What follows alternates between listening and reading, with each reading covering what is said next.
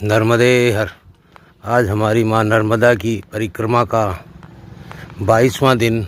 हम थोड़ा लेट निकले 12 बजे के बाद। अब आज हमने अपना यात्रा की, कपड़े वपड़े धोने के लिए रुक गए थे और स्टैचू ऑफ यूनिटी के दूसरे किनारे पर सामने बिल्कुल स्टैचू ऑफ यूनिटी से गोरा कॉलोनी नामक जगह पर हम रुके थे। और अब हम धीरे धीरे इस गोरा आउटपोस्ट, गोरा कॉलोनी जो जगह है, इससे बाहर निकलकर अब हाईवे पर आ चुके हैं। और इस हाईवे पर अब हमें भरूच की तरफ आगे चलना है कि स्टैचू ऑफ यूनिटी उत्तरी तट पर है माँ नर्मदा के, और हमने उसके बिल्कुल सामने दक्षिणी तट पर रात्रि को एक वेद विद्यालय में विश्राम किया।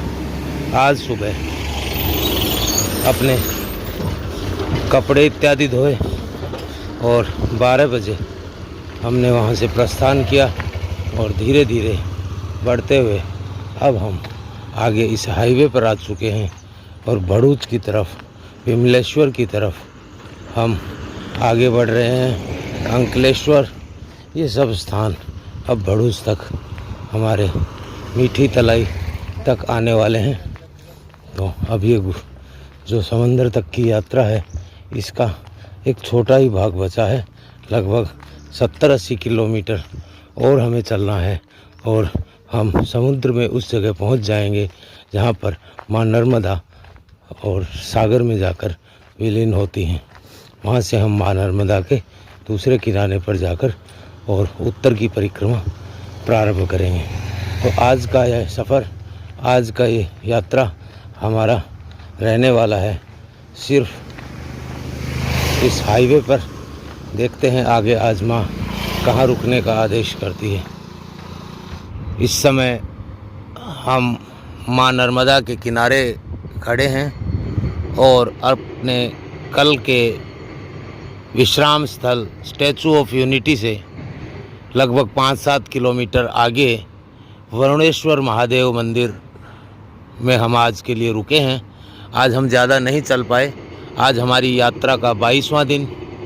अद्भुत अलौकिक अनुभव के साथ हम अपनी माँ नर्मदा की परिक्रमा को आगे बढ़ा रहे हैं। जीवन में ऐसा अनुभव जो माँ नर्मदा की परिक्रमा में प्राप्त होता है, शायद वैसा आध्यात्मिक अनुभव शायद ही किसी अन्य यात्रा में प्राप्त होता होगा।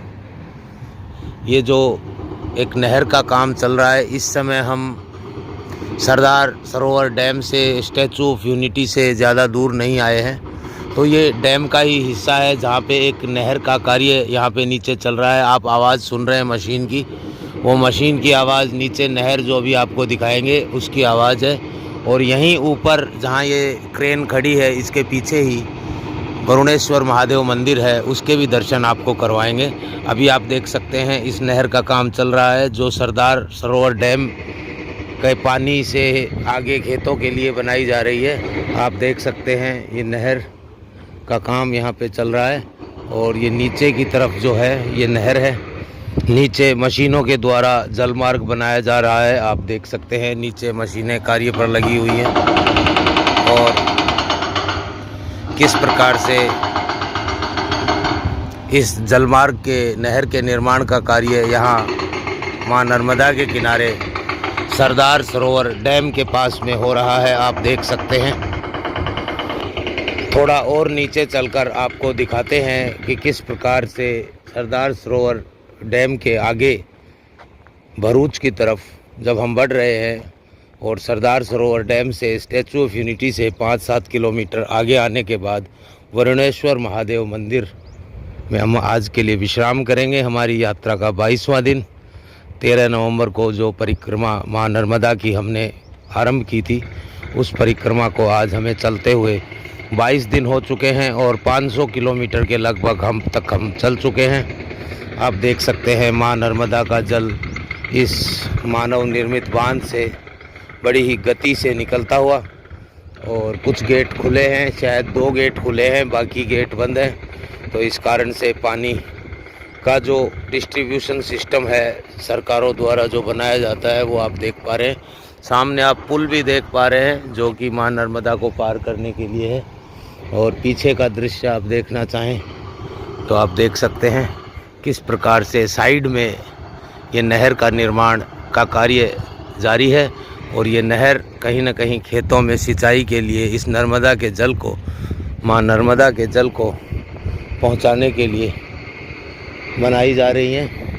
पीछे इस सीमेंट के पीछे जो बांध है ये सरदार सरोवर डैम का निचला हिस्सा है।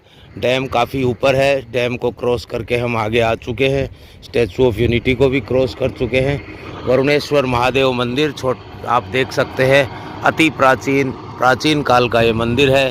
कहते हैं आदिकाल से ही ये यहाँ पे स्थापित है। इस मंदिर के दर्शन भी आपको इसी वीडियो में करवाएंगे। पहले आगे चलते हैं, माँ नर्मदा के किनारों के दर्शन करते हैं। जीवनदायिनी, मोक्षदायिनी माँ नर्मदा का जल बड़े ही वेग के साथ बिल्कुल दूध की तरह सफ़ेद रंग होकर बाहर आ रहा है इस डैम से नीचे।